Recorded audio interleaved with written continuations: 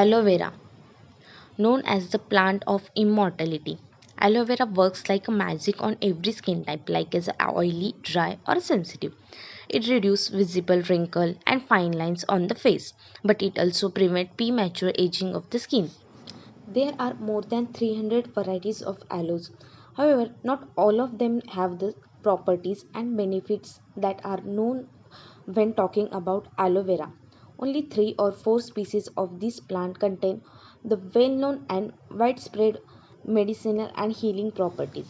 In this video, we are talking about only two aloe varieties, that is Alovera barbadensis, which is considered as edible aloe vera, and Alovera chinensis, commonly known as non-edible aloe vera. Both the species of aloe does not having major differences. Barbadensis having a white spot on leaves and it will disappear in older one. Barbadensis leaf is rounder in shape and having gel in more quantity, while chinensis leaves are thinner or flat and having less amount of gel. But the basic difference in both of the species is their flowers.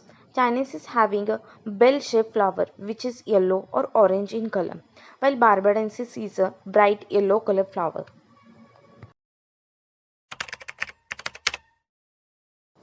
Allochinensis leaf contain 12 vitamins and several other active ingredients.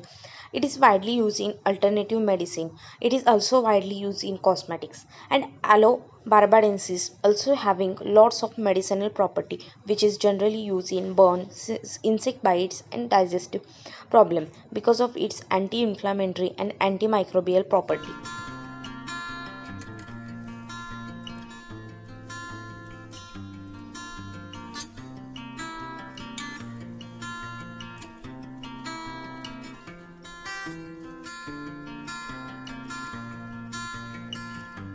Aloe vera or Dhrit Kumari in Sanskrit is identified as a miracle plant in Ayurveda for its innumerable benefits and ways of use. Its leaves are formed with a clear healing gel made with 96% of water and other vitamins. With over 200 varieties of aloe vera, only few are known to be benefit for the skin.